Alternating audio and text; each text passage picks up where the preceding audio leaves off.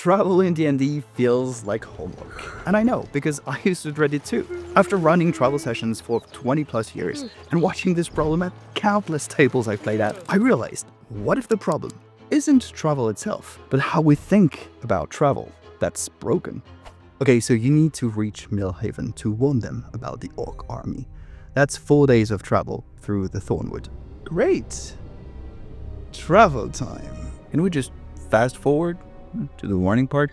The mistake everyone makes with travel seems like efficient DMing, until you watch it kill player engagement. We treat travel like a loading screen between real story moments. As I said, you need to reach Millhaven to warn them about the Orc army. That's 4 days of travel through the Thornwood. As I said. Oh, great. Travel time. Can we just fast forward to the warning part? Guys! Okay, that's day 1 in the Thornwood. Make a constitution check for marching base, please. 15. Fine. No exhaustion. You camp for the night. And nothing happens. Alright, day 2. Are we seriously going to roll for each day? Dude, not gonna lie, okay? I love you, but this feels like accounting. Well, it's a 4-day journey. I have to track your progress somehow. Does it have to be boring, though? I've been there so many times along my DMing journey. Here, we're making them endure 4 days of mechanical team when they're supposed to be on an urgent mission. But what if there was a completely different way to think about travel? What if those 4 mandatory days became the most important part of the urgent mission? You need 4 days to reach Millhaven, which should be just enough time to figure out how to convince them. Wait, what do you mean? Convince them of what? Well, you weird-looking strangers carrying weapons and claiming an Orc army is coming. Would you believe that? I would. Of course you would. Why do you gotta be so mean? That's what I do. Okay, whatever. Maybe you're right. So we need evidence they'll actually believe. Oh, maybe a local contact who can vouch for us. You know from talking with your guide before leaving the ruins that you'll be traveling through 3 villages. See? Plenty of local farmers to meet to help us become more convincing. Asking what can't be resolved where they are or where they're going, but needs the journey itself, changes everything. They can't gather evidence from their starting point, and they can't figure out how to convince people once they arrive. But they can use their journey to prepare. After a long day of walking, you see a caravan of people with torn clothes heading your way. These guys look like they've seen stuff. Yep. Walking clues. You mean walking proof? Oh, I'm a ranger. Look at me. I'm so good at tracking. Tracking's Well, all I do. they're I know all not about the clues, same. Proof. Those refugees might have seen things firsthand, indeed. Right. Talk to them then. But, your charisma is better. Sorry. I've been having trouble with language lately. Not feeling too eloquent.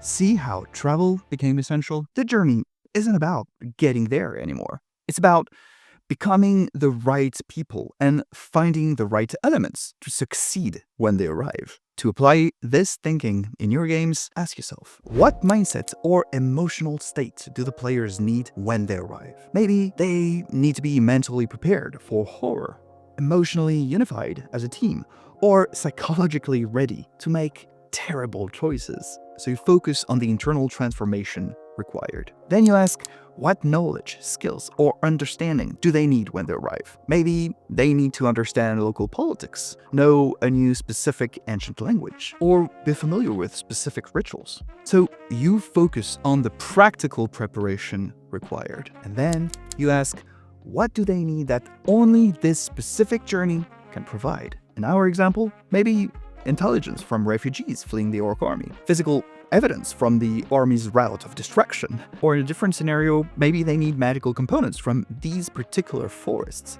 So you let the route itself become irreplaceable. Okay, now we're off to a good start. Traveling is not just walking anymore. But how do we make the players care? How do we keep them focused? By the way, if you're thinking, this sounds cool and all, but my players always seem to derail everything I prepare. That's exactly why I created the Plot Engineering Blueprint, a short guide that helps you build stories that adapt seamlessly to player choices. Kinda like your story's survival kit, and you can grab it for free by clicking the link in the description.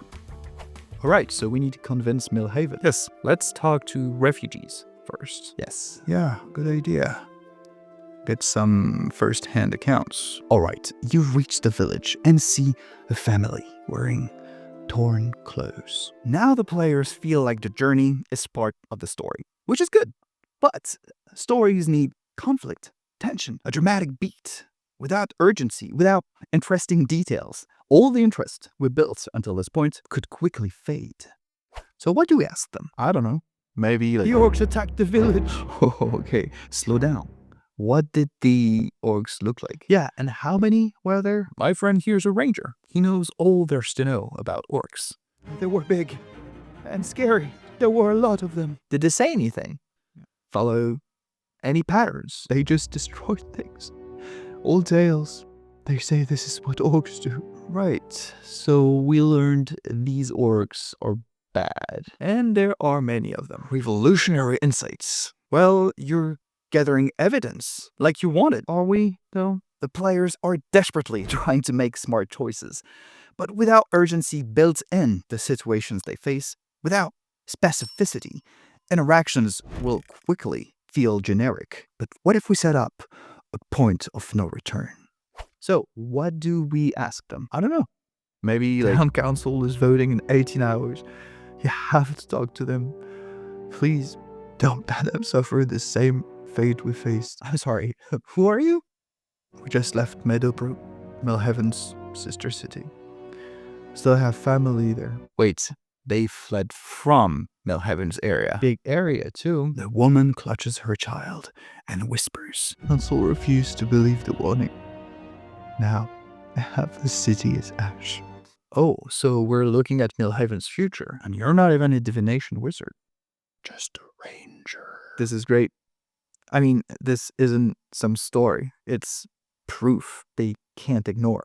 Same player choice. Talk to refugees. But now there is an irreversible deadline that creates stakes. The town council vote is a point of no return.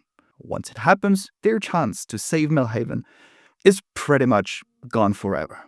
Let's gather physical evidence from that burned farmstead. The ashes are still warm, and the tracks leading away, they're massive, heading straight for Millhaven. Still warm. Warm? Dude, some of us aren't rangers. Easy on the tracking jargon, please. How close are they? Ranger training tells you these tracks are maybe 6 hours old. They're moving faster than you expected. You're a smaller party, though. You move faster, and you could reach Millhaven in time. Maybe. In time for the council vote. But this isn't just about fighting anymore. It's about whether people have time to run. Urgency transforms everything. The same preparation choices now feel essential because arrival has irreversible consequences. To weaponize urgency and keep player interest high, first, ask yourself, what irreversible decision or event happens immediately upon arrival? Maybe it's a council vote, a wedding ceremony, or an execution at dawn. Focus on moments that happen whether the players are ready or not. This creates your deadline, and it makes any preparation feel urgent. Then you ask, what becomes impossible to do after the players arrive? Maybe it's gathering unbiased information before their agenda is known, or remaining anonymous before they're publicly identified, or building trust before their reputation precedes them. This shows why the journey is their last chance. And then you ask, what permanent consequences flow from arrival timing? Maybe arriving during the festival means public visibility they can't escape. Or entering during the siege traps them inside. Or reaching the vote late means the decision is already made. Let the timing create stakes that can't be undone. Okay, so cool. Now we know travel should be a story. And that, like any good story, it needs a sense of motion. But there is still a trap we can fall into that could wreck everything we've been building so far. All right, so 18 hours, huh? Well, should be more than enough given we have a master of the forest with us. You know what? I actually took insight, athletics, and perception as proficiencies. I'm not that great with nature or survival. What kind of ranger even are you? The one that's very good at getting picked on, apparently. I'm sorry, bro. I mean, your character is cool, you know? Actually. Oh, thank you. So you set off down the road. The sky is dark and foreboding. Racing against time takes care of motion. Good. But the world around the players can either become an ally to tell that story you're building with the players, or an adversary. So, what's this road like? The trees are twisted and gnarled, reaching toward the sky like skeletal hands.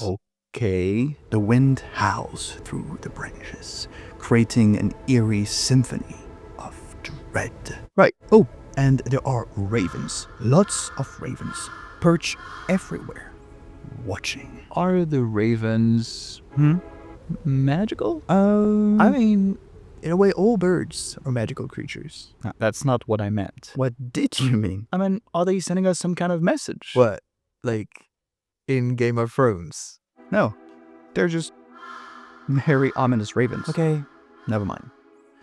So, we're walking through a Halloween store. Well, I'm just describing the road, man. When DMs try to create atmosphere, they're often adding details that don't actually enhance the story. I believe that this is a missed opportunity. What if we used the environment to make the urgent mission feel more intense, more real, more memorable? So, what's this road like? It's very muddy. And Oh, so there must be tracks then. yes, you see that countless wagon wheels stood this path. Smells like people fleeing. Good old panic. You also notice the wind carries ash that tastes of burnt homes. And we're still far from the city. Yup. Big army. It certainly seems like it. Same urgent journey, but now the environment enhances the emotional experience. Those small details help make the threat feel real and immediate. The world becomes a character that amplifies the story's mood. By midday, you can smell wood smoke, even though you see no chimneys around.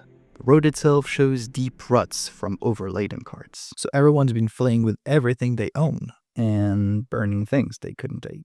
In the distance, you hear rhythmic pounding, too steady to be thunder. That's marching drums. Or footsteps. Come on, the army isn't that large.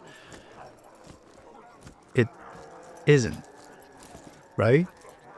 Rich details can entirely transform the emotional experience. The same journey now feels ominous and urgent because the world itself reflects the story stakes. To make your environments emotionally enhance any travel, first make an inventory of your story elements. List what's actually happening in your narrative. Here we have an orc army approaching, refugees fleeing, villages burning, time pressure mounting. Don't add new elements, just identify what your story has already established. And this becomes your raw material for environmental storytelling.